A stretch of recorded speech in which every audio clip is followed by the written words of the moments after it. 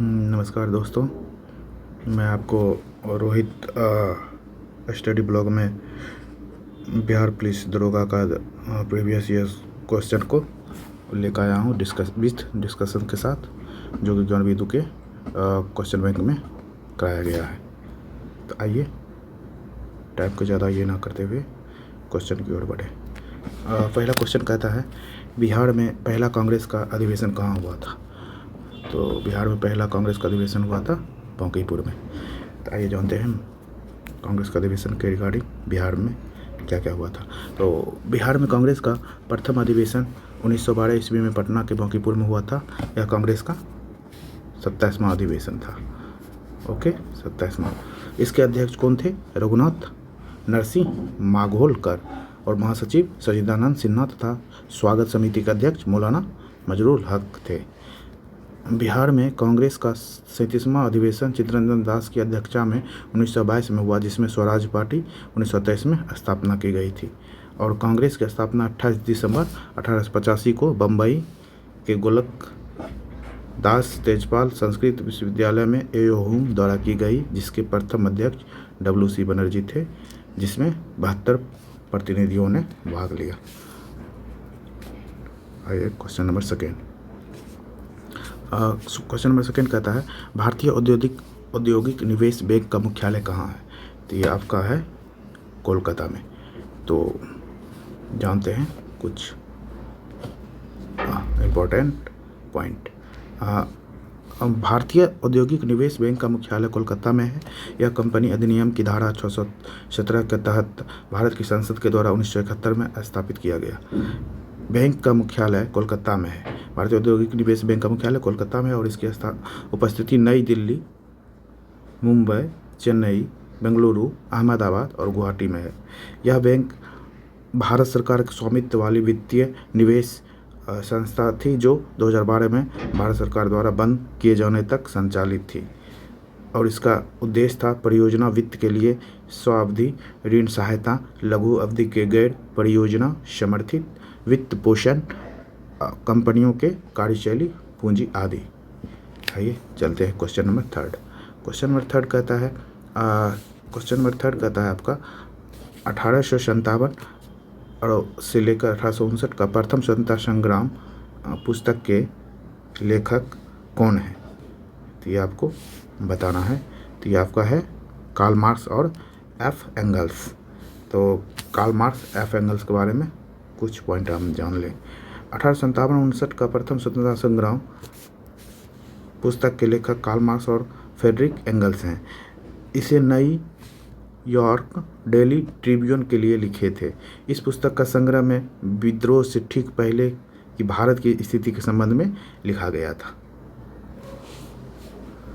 इसके कुछ अन्य पुस्तक और उसके लेखक महत्वपूर्ण जो है, फर्स्ट वॉर ऑफ डिफेंडेंस के हैं विनायक दामोदर सावरकर, और द ग्रेट रिबेलियन का है अशोक मेहता, सिपाही mutiny and the revolt of 1857 RC मजबूदार, और 1857 SN सेन। उसके बाद है रिबेलियन 1857 PC जोशी। उसके बाद है history of Indian mutiny TR Holmes, और उसके बाद है college of the Indian mutiny sir Syed Ahmad Khan. Okay, अब चलते हैं क्वेश्चन नंबर 4। क्वेश्चन नंबर 4 कहता है, पाइका नृत्य का संबंध किस राज्य से है? तो पाइका नृत्य का संबंध आपका जो है बिहार से है। किससे है? बिहार से है। यह नृत्य मुख्यतः उड़ीसा का है। पाइका का अर्थ होता है पैर सैनिक। यह सैन्य सेवा से बनी एक छोटी जाति है। यह एक युद्ध संबंधी लोक नृत्य है, जहाँ कलाकार भाले और ढाल के साथ प्रयोग करते हैं। पाइका लंबे भाले का प्रयोग करते हैं और पाइका शब्द का युद्ध प्रतीक है। इस नृत्य का उड़ीसा के साथ साथ बिहार, झारखंड में भी प्रचलन है। आइए क्वेश्चन नंबर 5। क्वेश्चन नंबर 5 कहता है आपका, इंडिया डिवाइडेड पुस्तक के लेखक कौन है? तो ये आपका है doctor Rajendra Prasad. India divided Bharat के प्रथम राष्ट्रपति डॉक्टर राजेंद्र प्रसाद की एक पुस्तक है। इस पुस्तक का प्रकाशन 1946 में हुआ। इसे बांकीपुर जेल में लिखा गया। कहाँ पर लिखा गया? बांकीपुर जेल में। इस पुस्तक के 6 भाग हैं। द्विराष्ट्र सिद्धांत, कम्युनल ट्रायंगल, विभाजन की योजना, ऑल इंडिया मुस्लिम लीग का पाकिस्तान पर संकल्प और मुस्लिम राज्य के संसाधन और पाकिस्तान का विकल्प। उसके बाद है इंडिया विंस फ्रीडम, पुस्तक स्वतंत्रता सेनानी मौलाना अबुल कलाम आज़ाद ने लिखा। यह पुस्तक 1959 में प्रकाशित हुई।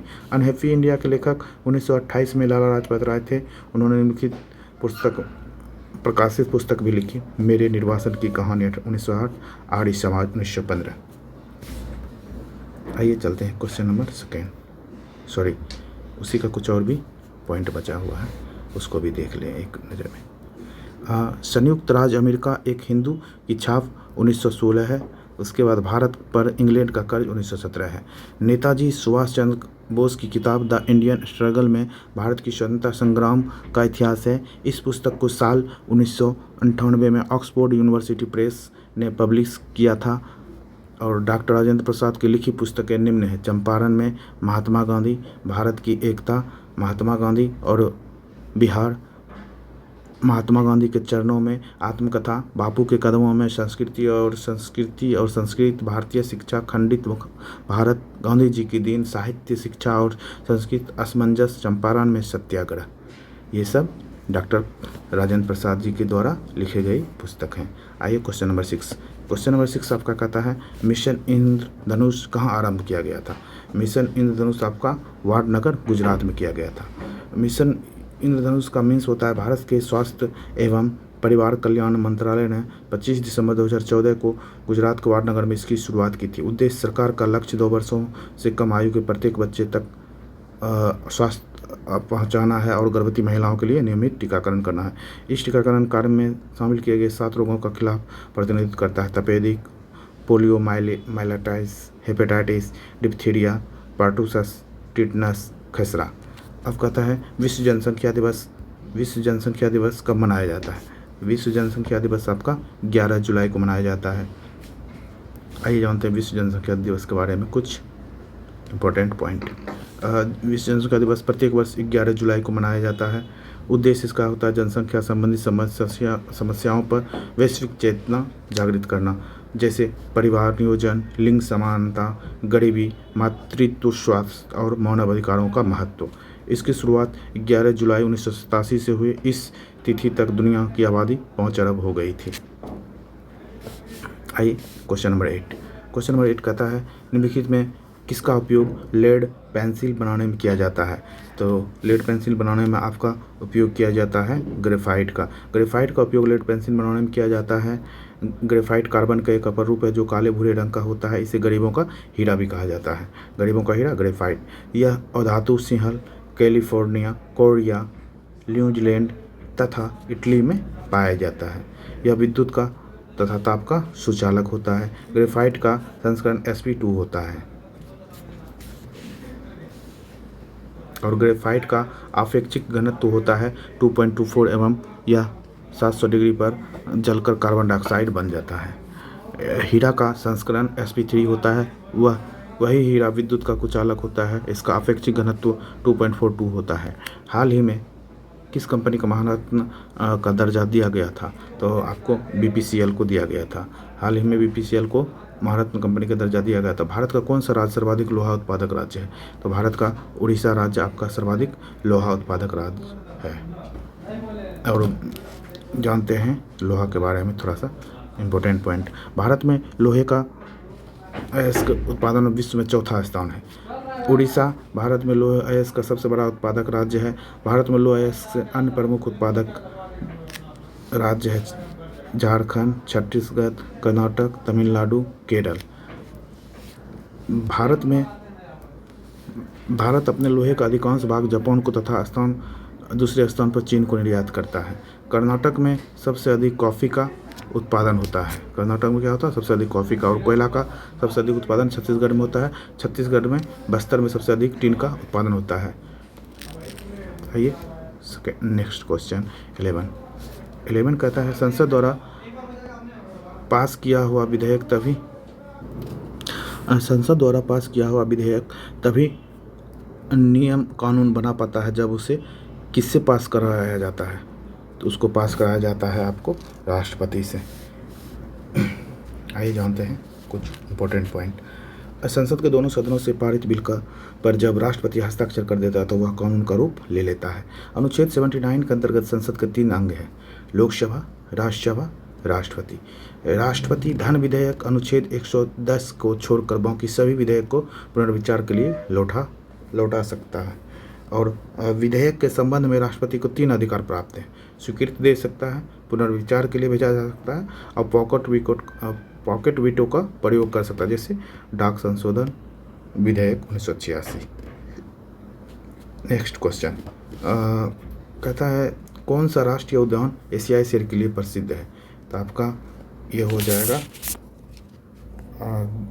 राष्ट्रीय, कौन सा राष्ट्रीय, तो ये आपका हो जाएगा गिर राष्ट्रीय उद्यान गुजरात। कौन सा होगा? गिर राष्ट्रीय उद्यान गुजरात। आइए जानते हैं इसके बारे में।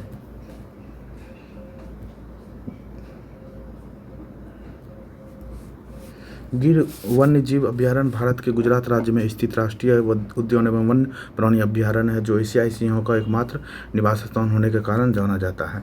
उद्देश्य इसका है विश्व में सिंहों के कम हो रही संख्याओं की समस्याओं से निपटने के लिए एशियाई सिंहों का संरक्षण करना। इसे 1969 में वन्य जीव अभ्यारण्य घोषित किया गया। एशियाई सिंह का वैज्ञानिक नाम पैंथालियो पर्सिका है। जिम कॉर्बेट नया नाम आपका हो जाएगा रामगंगा। उसके बाद आपका ये राष्ट्रीय उद्यान कहाँ पे है जिम कॉर्बेट, तो ये आपका हो जाएगा उत्तराखंड में, और इसकी स्थापना 1936 में हुई थी। सबसे पुराना उद्यान है आपका जिम कॉर्बेट। प्रसिद्ध बंगाल बाघ के लिए, तेंदुआ के लिए है। उसके बाद साइलेंट वैली राष्ट्रीय उद्यान आपका केरल में है। इसकी स्थापना 26 दिसंबर 1980 को हुआ था। अवस्थित है पालक्काड जिला, केरल, भारत में है। प्रसिद्ध है ये साइलेंट वैली हाथी, बाघ, सांभर, चीता व जंगली प्रमुख जानवर सर्वाधिक विविधता पाया जाता है यहाँ पे। और उसके बाद आते हैं अपने बिहार में आपको बता देते हैं वाल्मीकि राष्ट्रीय उद्यान, जो कि पश्चिम चंपारण पड़ता है, बिहार में स्थित है। जो किसके लिए प्रसिद्ध है, तो बाघ के लिए, स्लॉथ बियर के लिए, चीते के लिए, अजगर के लिए और भालू के लिए एक्स्ट्रा। अब आइए नेक्स्ट क्वेश्चन है साइनोबैक्टीरिया एक पारितंत्र में महत्वपूर्ण भूमिका अदा करते हैं क्योंकि वह वायुमंडलीय नाइट्रोजन को स्थिरीकरण करते हैं। तो साइनोबैक्टीरिया आपका जो है एक पारितंत्र में महत्वपूर्ण भूमिका अदा करते हैं क्योंकि ये वायुमंडलीय नाइट्रोजन का स्थिरीकरण करते हैं। साइनोबैक्टीरिया नीलहरित शैवाल एक प्रकार का एक कोशिकीय जीवाणु है जो सूर्य प्रकाश के संश्लेषण से अपने लिए ऊर्जा उत्पादन कर सकते हैं। यह वायुमंडलीय नाइट्रोजन योगीकरण कर धान की फसल को आंशिक मात्रा में नाइट्रोजन पूर्ति करता है। यह रासायनिक उर्वरक का सस्ता सुलभ विकल्प है। नेक्स्ट क्वेश्चन आपका है, नेक्स्ट है आपका मिलान करने वाला। आइए आप देख लेते हैं। तो आपका हो जाएगा जैसे कि सिंध है, तो सिंध आपका हो जाएगा कहाँ पे हो जाएगा, कोटदीजी में। कहाँ पे, कोटदीजी। उसके बाद है पश्चिम बंगाल आपका हो जाएगा बालाकोट में। और उसके बाद है दक्षिणी बलूचिस्तान हो जाएगा आपका सरायकेला में। कहाँ पे, सरायकेला में। और हरियाणा हो जाएगा आपका राखीगढ़ी में। आइए क्वेश्चन नंबर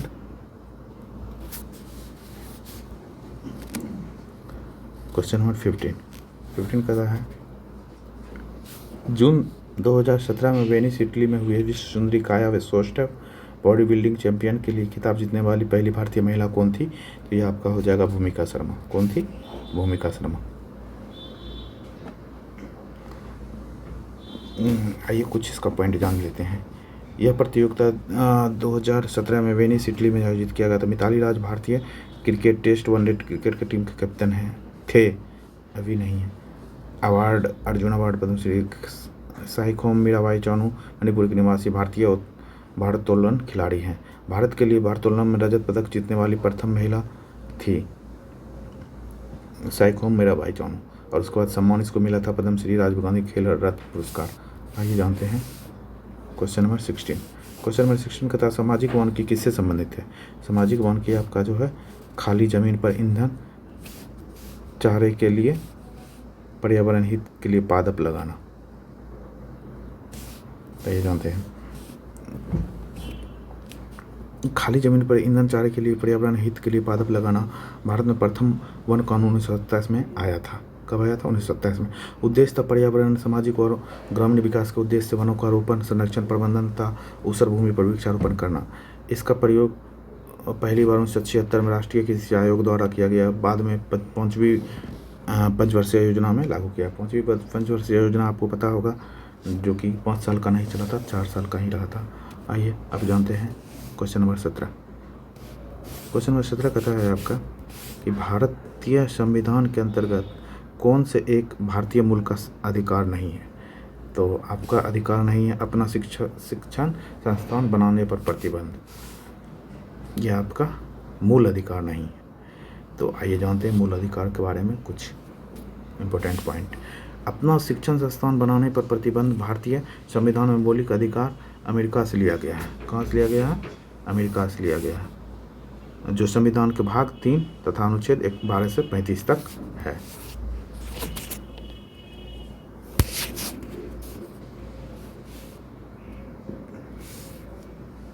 ये जानते हैं और भी। वर्तमान संविधान में 6 मूल अधिकार है जो निम्न है। क्षमता का अधिकार, आपका क्षमता का अधिकार हो जाएगा अनुच्छेद 14 से 18 तक। और उसके बाद स्वतंत्रता का अधिकार हो जाएगा आपका अनुच्छेद 19 से लेके 22 तक। और फिर शोषण का अधिकार, विरुद्ध अधिकार हो जाएगा अनुच्छेद 23 से लेके 24 तक। और उसके बाद धार्मिक स्वतंत्रता का अधिकार हो जाएगा अनुच्छेद 25 से लेके 28 तक।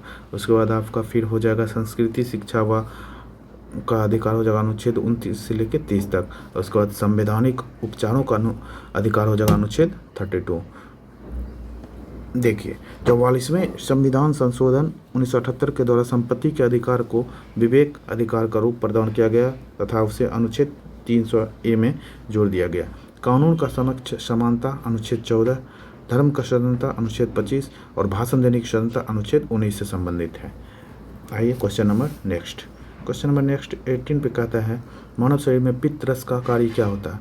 मानव शरीर में पित्त रस का कार्य होता है वसा के पाचन के लिए वाष्पीकरण और वसा में विलय होने वाले विटामिनों का अवशोषण करना। तो मानव शरीर में पित्त का कार्य वसा के पाचन के वाष्पीकरण और वसा में विलय के लिए विटामिन को अवशोषण करना होता है।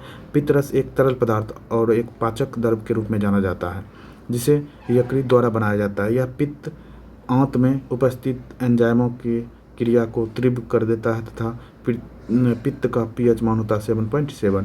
प्रमुख इसका मेन वर्क होता है पाचन से लेकर अवशोषण, उत्सर्जन और हार्मोन का उपापचय। पित्ताशय नाशपाती के आकार की थैली की जैसी होती है। पित्ताशय कैसी होती है? नाशपाती के आकार की थैली की जैसी होती है। क्वेश्चन नंबर 19 कहता है आपका बेमेल इसमें से कौन सा है। तो आइए आप देखते हैं। गौरीचंद शिखर ये आपका अरुणाचल प्रदेश में है। नीलगिरी पहाड़ियाँ ये आपका केरल में ना होकर तमिलनाडु में है। कहाँ पे है? तमिलनाडु में है। और नंदा देवी उत्तराखंड, खारदुंग ला दर्रा लद्दाख में है। आइए इसका भी कुछ पॉइंट है, उसे भी देख लेते हैं। तो कहता है नीलगिरी पहाड़ियाँ तमिलनाडु में है। नीलगिरी एक ब्लॉक पर्वत है। इसको सबसे ऊंची चोटी डोडा बेटा 2637 मीटर है। नीलगिरी पहाड़ी पूर्व घाट एवं पश्चिमी घाट का मिलन बिंदु है। पूर्वी घाट और पश्चिमी घाट का मिलन बिंदु है नीलगिरी पहाड़ी। ये हमें याद रखना होगा। आइए क्वेश्चन नंबर 20 को एक बार हम देख लेते हैं। क्वेश्चन नंबर 20 आपका कहता है एक पारितंत्र में अपघटक कौन होते हैं। तो एक पारितंत्र में अपघटक होते हैं कवक और जीवाणु। तो एक पारितंत्र अपघटक कवक और जीवाणु होते हैं। अपघटक वे सूक्ष्म जीव जो मृत पौधे और जानवरों के शरीर को सरल पदार्थों में परिवर्तित कर देता है। क्या कहलाता है? अपघटक कहलाता है। आइए नेक्स्ट कुछ और भी पॉइंट हैं, उसको भी देखते हैं। इसका कार्य क्या होता है? कार्य होता है अपघटक का मृत पदार्थ के ह्यूमस में परिवर्तित करना और वन में वृद्धि करके पादपों को पोषक तत्व उपलब्ध कराना। पारिस्थितिकी तंत्र 2 घटकों पर बना होता है। जैविक घटक वो घटक होता है जिसमें उत्पादक होता है, उपभोक्ता होता है और अपघटक होता है। और अजैविक घटक वो होता है जैसे प्रकाश हो गया, तापमान हो गया, आर्द्रता हो गया, जल हो गया, अक्षांश हो गया। आइए क्वेश्चन नंबर 21, मेधा ट्रॉपिक्स उपग्रह संयुक्त अभियान है। तो ये आपका मेधा ट्रॉपिक्स उपग्रह है, ये आपका भारत और फ्रांस का है। यह जलवायु परिवर्तन में उष्णकटिबंधीय वातावरण में जल चक्र का अध्ययन करने के लिए एक उपग्रह मिशन है। यह भारतीय अंतरिक्ष अनुसंधान संगठन और फ्रांस के अंतरिक्ष अनुसंधान सीनेस के बीच का एक सहयोगात्मक प्रयास है। मेधा का ये ट्रॉपिक्स सफलतापूर्वक 2011 में PSLV रॉकेट द्वारा कक्षा में तैनात किया गया था। ये क्वेश्चन नंबर नेक्स्ट कहता है 22, नेशनल रिमोट सेंसिंग एजेंसी कहाँ स्थित है? ये आपका एजेंसी स्थित है हैदराबाद में। राष्ट्रीय दूर संवेदी केंद्र इसरो का एक प्रमुख केंद्र है जो हैदराबाद में स्थित है। कार्य इसका होता है, इसका जो नेशनल रिमोट सेंसिंग का कार्य होता है, उपग्रह द्वारा लिए गए चित्रों को उपयोगकर्ताओं एवं जन सामान्य तक पहुंचाने का कार्य किया जाता है। महत्वपूर्ण इसका योगदान है नगरीय योजना, कृषि, खनन और पारिस्थितिकी में समुद्री चेतावनी का अलर्ट देना आदि। इसका मुख्य नियंत्रण सुविधा केंद्र हासन कर्नाटक राज्य में है। इसरो का मुख्यालय बेंगलुरु में है। क्वेश्चन नंबर 23, ये कहता है निम्नलिखित में से कौन आनुवांशिक है? आनुवांशिक मतलब ये आपका जीन है। तो आनुवांशिक का सिद्धांत किसने दिया था? ग्रेगर जॉन मेंडल ने दिया था। प्रत्येक सजीव प्राणी का मूल्य रूप से कोशिकाओं के द्वारा होता है और इन कोशिकाओं में गुणसूत्र क्रोमोसोम पाए जाते हैं। क्रोमोसोम की संख्या प्रत्येक जाति में निश्चित होती है। गुणसूत्र के अंदर माला की मोतियों की भांति कुछ DNA की रासायनिक इकाइयां पाई जाती हैं जिन्हें जीन कहते हैं। और जॉनसन ने सर्वप्रथम 1909 में जीन शब्द का प्रयोग किया था। संतान अपने माता पिता से इन जीनों के माध्यम से विशेषताएं प्राप्त करते हैं। तो आनुवांशिक का सिद्धांत किसने दिया? ग्रेगर जॉन मेंडल ने। और उसके बाद आपको जो है जीन शब्द का प्रयोग सबसे पहले किसने किया? जॉनसन ने किया था 1909 में। चलिए आइए चलते हैं नेक्स्ट। 1869 में स्विस रासायनिक फ्रेडरिक मिशर ने पहली बार DNA की खोज की थी। उसके बाद इसका पूर्ण नाम होता है deoxy ribo nucleic acid DNA। और 1868 में स्विस रासायनिक फ्रेडरिक मिशर ने पहली बार RNA की भी खोज की थी। इसका पूर्ण रूप होता है राइबो न्यूक्लिक एसिड। DNA का होता है डीऑक्सी राइबो न्यूक्लिक एसिड और RNA का होता है राइबो न्यूक्लिक एसिड। आइए सोना, नेक्स्ट क्वेश्चन। सोना डैश में मिलाया जाता है। तो सोना आपका जो मिलाया जाता है तांबा और चांदी में, क्योंकि सोना आपका जो होता है वो बहुत ही लचीली धातु होती है, इसलिए शुद्ध सोने से आभूषण नहीं बनाए जाते हैं। उपयोग इसका होता है सोना का गहना बनाने, कठोरता को बदलने और तन्यता, गलनांक, बिंदु, रंग तथा अन्य गुणों के लिए इसे चांदी, तांबा, निकेल, जिंक, पैलेडियम आदि के साथ मिलाया जाता है। विशेषकर तांबा मिलाया जाता है और 22 कैरेट से लेकर 18 कैरेट तक के आभूषण बनाए जाते हैं। सोना में तांबा और चांदी का मिलावट आवश्यक है, अन्यथा शुद्ध सोने से आभूषण नहीं बनाए जा सकते हैं। और सबसे ज़्यादा आघातवर्धकता और तन्यता सोना में ही पाया जाता है। आइए क्वेश्चन नंबर 25, चिमनी से धुआं किस सिद्धांत से बाहर निकलता है? चिमनी से धुआं आपका संवहन के सिद्धांत पर बाहर निकलता है। चिमनी का कार्य होता है आग की दहन वायु को खींचना और गैसों के फ्लू के माध्यम से बाहर निकालना।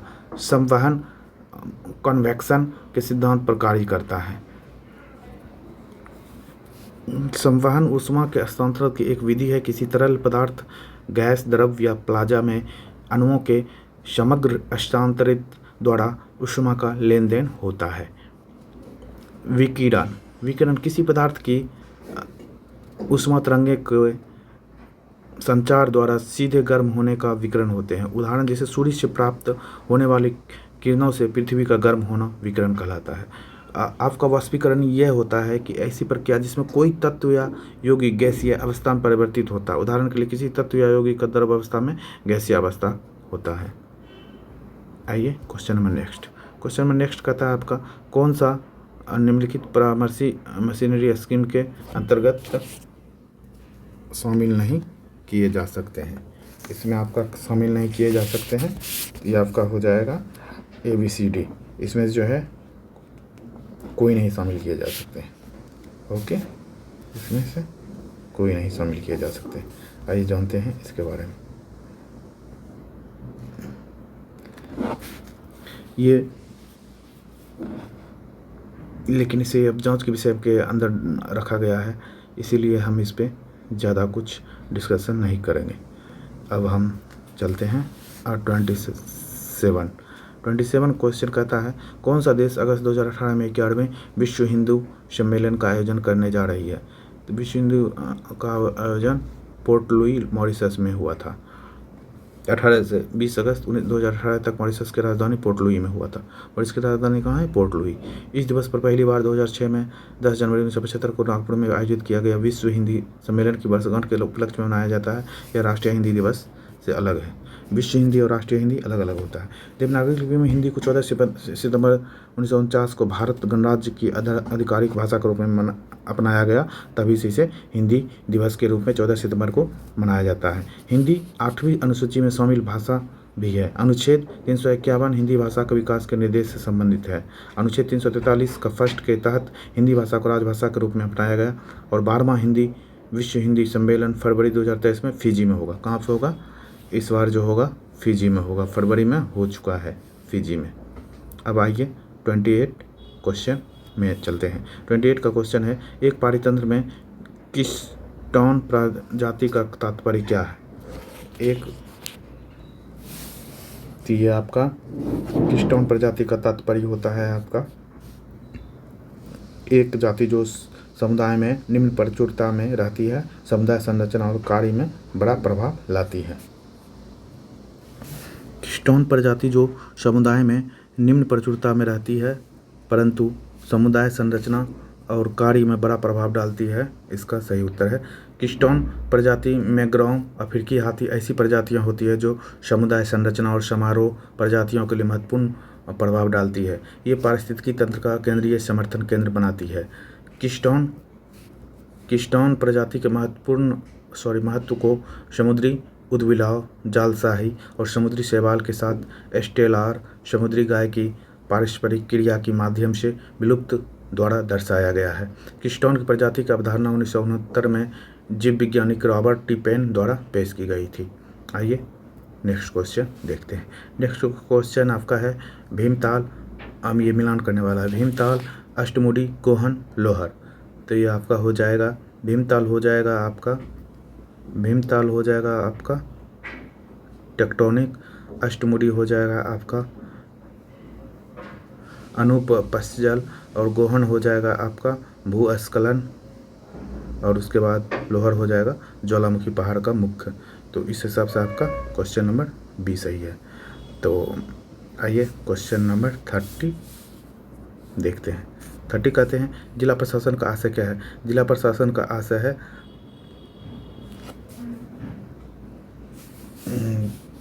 जिला क्षेत्र में कानून व्यवस्था का प्रशासन और जिला क्षेत्र में राजस्व प्रशासन। आइए जिला प्रशासन के बारे में कुछ इम्पोर्टेंट पॉइंट को देखते हैं। जिले के महत्वपूर्ण इकाई के लिए प्रशासन की जो व्यवस्था है उसे जिला प्रशासन कहते हैं। इसके 3 प्रमुख कार्य हैं। कानून व व्यवस्था बनाए रखना जिले में, भूमि का रिकॉर्ड रखना और किसानों से भूमि कर वसूलना और उसके बाद सभी क्षेत्रों में जिले का विकास करना। ये जिला पदाधिकारी का मुख्य 3 वर्ग हैं। आइए क्वेश्चन नंबर 31। 19वीं शताब्दी का एक महान समाज सुधारक ईश्वर चंद्र विद्यासागर किस सामाजिक कार्य के लिए संघर्ष किया था? तो उन्होंने विधवा पुनर्विवाह के लिए संघर्ष किया था। 19वीं शताब्दी का एक महान समाज सुधारक ईश्वर चंद्र विद्यासागर विधवा पुनर्विवाह के लिए सामाजिक कार्य के लिए संघर्ष किया था। ईश्वर चंद्र विद्यासागर का जन्म 26 सितंबर 1820 में हुआ था। उन्होंने शिक्षा पद्धति को सुधारने के लिए सिफारिश प्रशासन की थी। इन्होंने अक्षय कुमार दत्ता के सहयोग से विधवा पुनर्विवाह को हिंदू समाज में स्थान दिलवाए और हालांकि विधवा पुनर्विवाह अधिनियम 1856 ईस्वी में लाया गया, उस समय बंगाल का गवर्नर जनरल लॉर्ड कैनिंग थे। सती प्रथा को समाप्त करने में राजा राममोहन राय का योगदान सर्वाधिक था। सती प्रथा 1829 में लॉर्ड विलियम बेटी ने समाप्त किया था। आइए क्वेश्चन नंबर 32 कहता है लोकटक झील जो तैरते द्वीपों के लिए प्रसिद्ध है कहाँ स्थित है? तो ये आपका स्थित है मणिपुर में। कहाँ पे है? मणिपुर में। आपका कहाँ स्थित है? मणिपुर में स्थित है। आइए जानते हैं कुछ इसके बारे में भी। लोकटक झील जो है आपका जो तैरते द्वीप के लिए प्रसिद्ध है, मणिपुर में स्थित है। प्रमुख झील जैसे सामर झील होता है, यह आपका लोकटक झील हुआ, लोनार झील हुआ, ये सब जो होता है अपनी सतह पर तैरते रहते हैं। ये वनस्पति और मिट्टी से बने द्वीपों के लिए प्रसिद्ध होते हैं लोकटक झील। और इसका क्षेत्रफल जो है आपका 280 वर्ग किलोमीटर है। ये सबसे बड़ा तैरता द्वीप इस झील पर केबुल लामजाओ है। कौन सा है? केबुल लामजाओ। उसके बाद है लोनार झील जो कि महाराष्ट्र में है। यह खारे पानी की झील है और इस झील का उल्कापिंड के ठिकाने से बने हैं। इस झील की गहराई लगभग 500 मीटर है। आइए क्वेश्चन नंबर 33 कहता है भारतीय सम्राट हर्षवर्धन की जीवनी हर्षचरित किस ने लिखी थी? तो ये आपका बाणभट्ट ने लिखी थी। किसने लिखी थी? बाणभट्ट ने। बाणभट्ट हर्षवर्धन के राजकवि थे। बाणभट्ट की पुस्तक हर्षचरित कादम्बरी पार्वती पर है।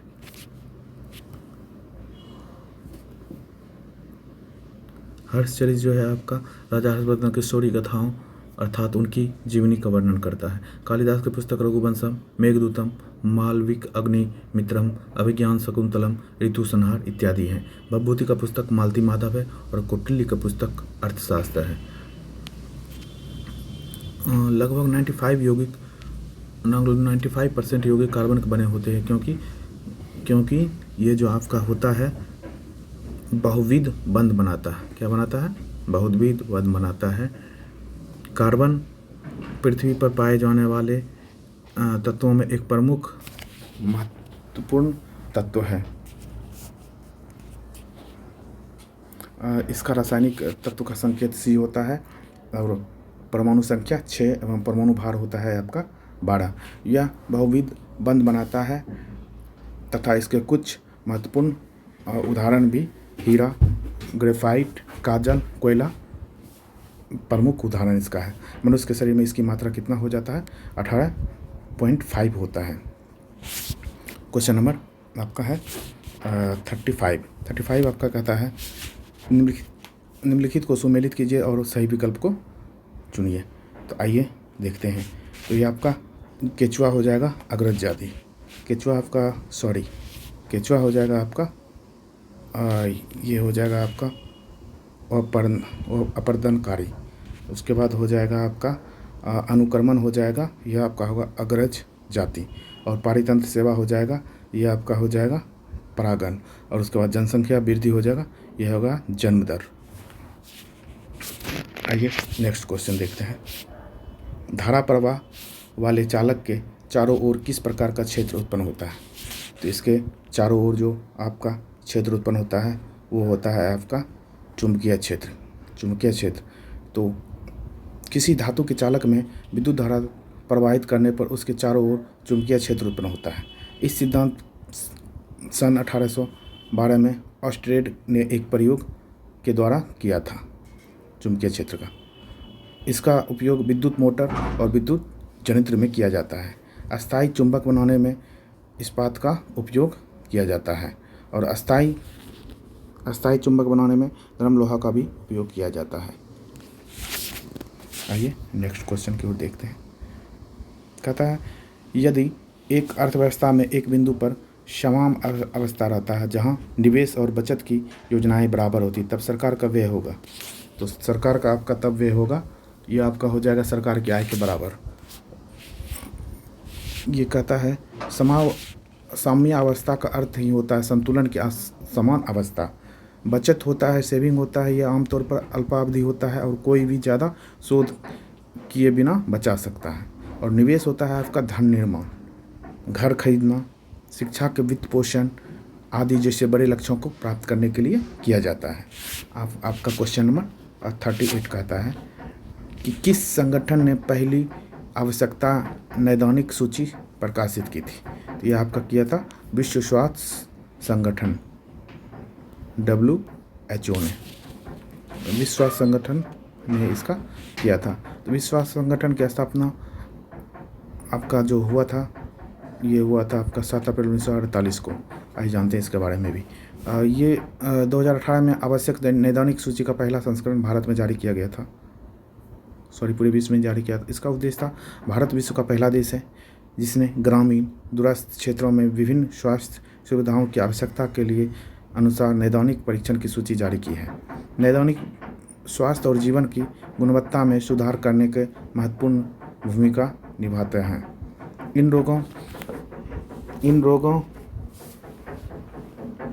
रोगों में वेक्टर जनित मलेरिया, डेंगू, फलेरिया, चिकनगुनिया, जापानी इंसेफेलाइटिस, तपेदिक, हेपेटाइटिस, HIV इत्यादि होते हैं। संयुक्त राष्ट्र संघ की स्थापना 24 अक्टूबर 1945 को हुआ था और विश्व स्वास्थ्य संगठन का स्थापना 7 अप्रैल 1948 को हुआ था। अंतर्राष्ट्रीय मजदूर दिवस संगठन का स्थापना वर्ष 1919 में हुआ था और विश्व व्यापार संगठन का स्थापना 1 जनवरी 1995 को हुआ था। मानव प्रजनन में निषेचन आरंभ करने में महत्वपूर्ण भूमिका निभाने वाले पदार्थ फर्टिलिजन का स्त्रवण कहाँ से होता है? तो ये आपका स्त्रवण होता है परिपक्व अंड से। कहाँ से होता है? परिपक्व अंड से। मानव शरीर में निषेचन आरंभ करने में महत्वपूर्ण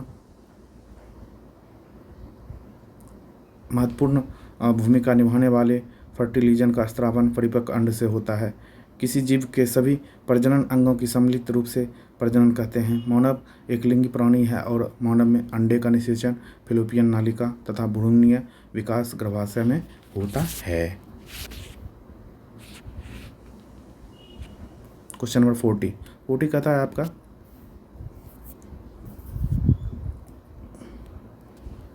मानव सूचना का अधिकार भारत में निम्नलिखित में से किस को छोड़कर सभी राज्यों केंद्रशासित क्षेत्रों में प्रयुक्त किया जा सकता है?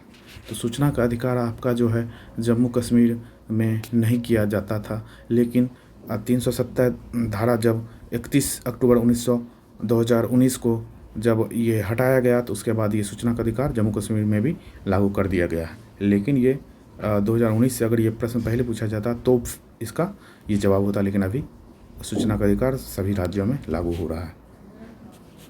सूचना का अधिनियम भारत की संसदीय द्वारा पारित किया गया था। इसे 12 अक्टूबर 2005 को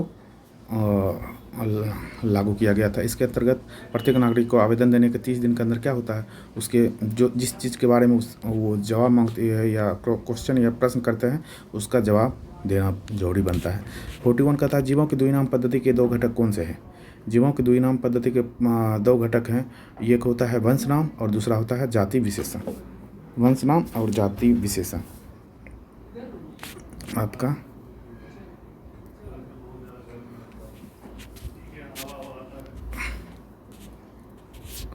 जीवों की द्विनाम पद्धति के 2 घटक हैं, वंश नाम और जाति विशेषण। द्विनाम पद्धति जो है आपका जीवों के नामकरण की पद्धति है। इस पद्धति के जनक कैलोरस नीलियस है और लीनियस ने मानव का वैज्ञानिक नामकरण होमो सैपियंस कहा है। इसके अनुसार दिए गए नाम के 2 अंग होते हैं जो क्रमशः जीव के अंश, जीनस और जात स्पीशीज के द्योतक हैं, जैसे एलियम, सेपा, प्याज।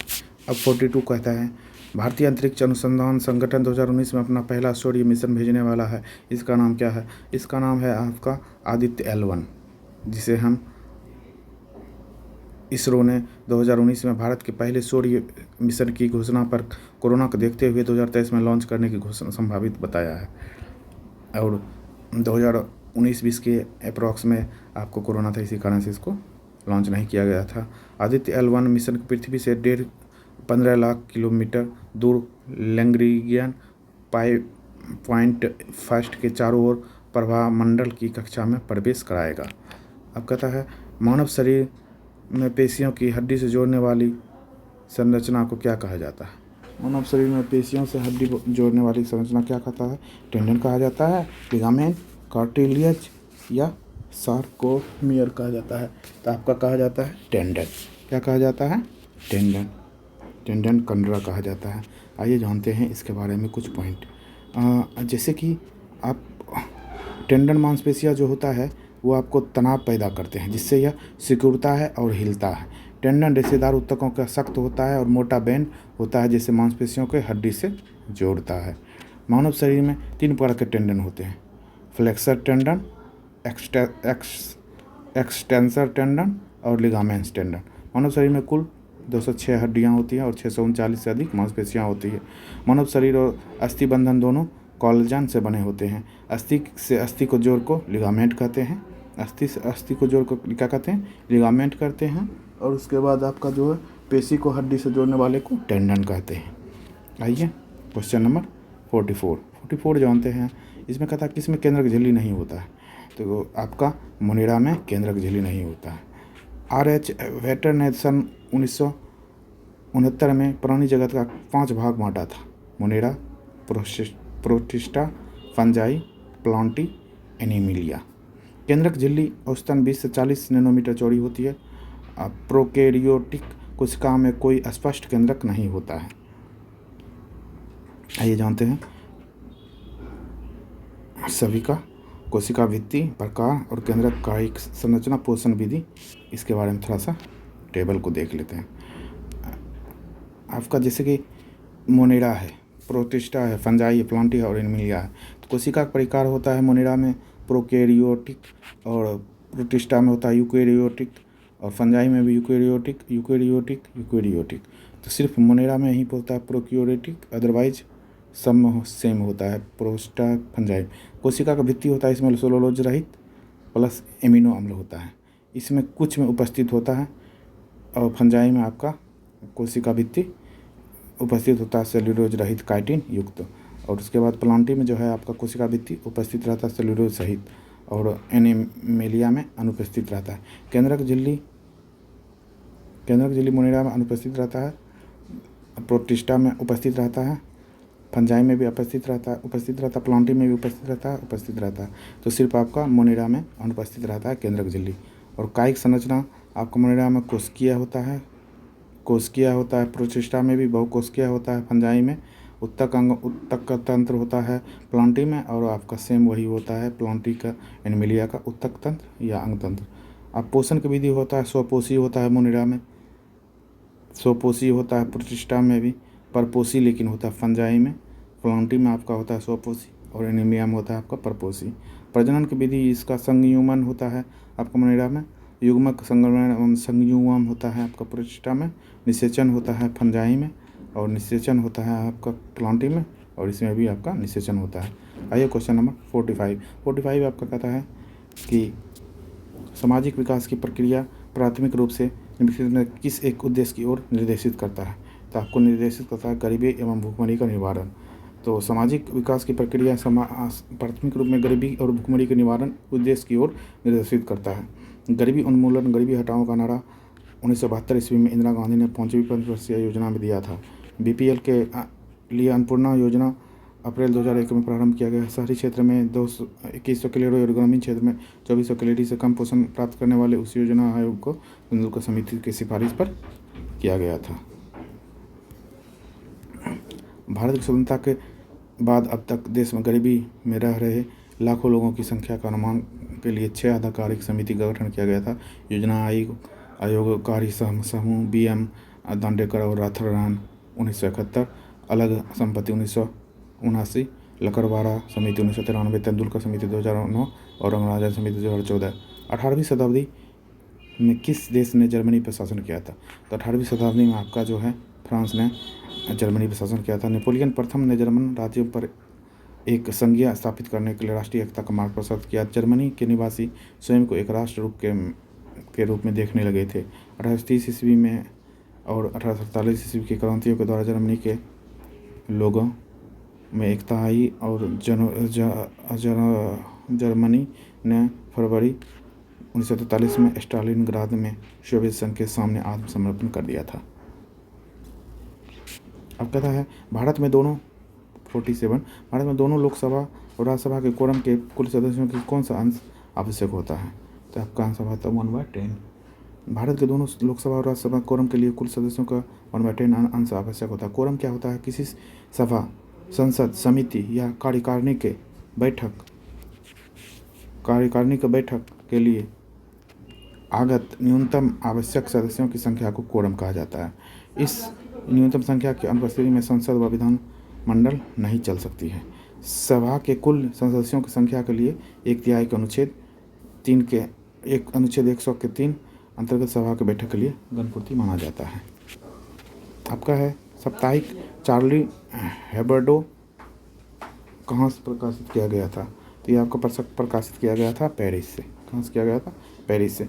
चार्ली हेब्डो एक फ्रांसीसी की व्यंग्यात्मक साप्ताहिक पत्रिका है जो कार्टून, रिपोर्ट, वाद विवाद और चुटकुलों पर विशेष बल देता है। इस पत्रिका ने पेरिस में प्रकाशित किया गया।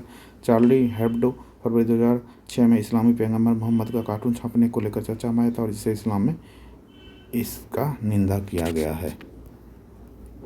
क्वेश्चन नंबर 49, H1N1 इसके द्वारा होता है। इसके द्वारा जो है आपका स्वाइन फ्लू होता है जिसे हम विषाणु के द्वारा होता है। एक संक्रामक सांस रोग है जो कि सामान्य रूप से केवल सूअरों को प्रभावित करती है। यह विषाणु द्वारा होता है। यह आमतौर पर स्वाइन फ्लू, इन्फ्लुएंजा और वायरस के H1N1 स्ट्रेन्स के कारण होता है। बर्ड फ्लू, इन्फ्लुएंजा के भी वायरस जनित होते हैं, H5N1 द्वारा होता है। 2009 में 11 जून के दिन विश्व संगठन ने स्वाइन फ्लू को महामारी घोषित कर दिया था।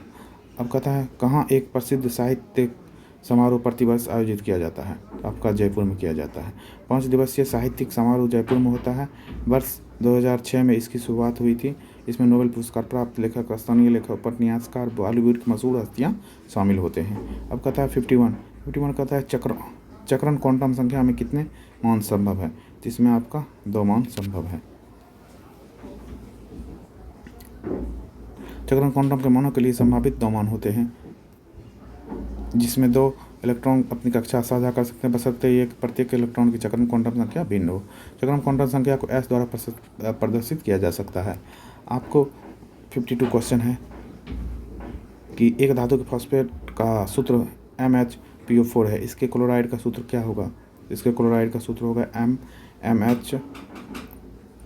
MCl2। ये आपका होगा MCl2 इसके क्लोराइड का सूत्र होगा। इसके प्रयोग फॉस्फेट उपयोग निर्माण होता है। साथ ही चीनी के किण्विनीकरण, खमीर उत्पादन, पेट्रोल के शोधन में होता है। कहता है किसमें sp संकलित कार्बन है? तो ये आपका है CH डबल बॉन्ड CH में sp संकलित कार्बन है। 1789 में एंटी लेवोजिरियर ने कार्बन की खोज की थी। एथीन में Hc डबल बॉन्ड CH चूँकि दोनों sp संकलित है इसके लिए यहाँ sp संकरण है। sp संकरण रेखीय होता है। sp2 संकरण त्रिविमीय होता है जिसमें कोण 120 बनाता है और sp3 संकरीय पिरामिडिया होता है जिसमें कोण 109.5 डिग्री बनाता है। तो आपका आज क्वेश्चन नंबर 50 तक आपका आज ये कर दिया गया है। फिर इसके बाद 50 क्वेश्चन जो है हम नेक्स्ट वीडियो में आपको डालेंगे और आप कमेंट करके बताइएगा कि वीडियो आपको कैसा लगा। और हाँ, अगर आपको अच्छा लगा हो तो लाइक कीजिएगा, अदरवाइज आप स्किप कर सकते हैं। Okay bye, thank you.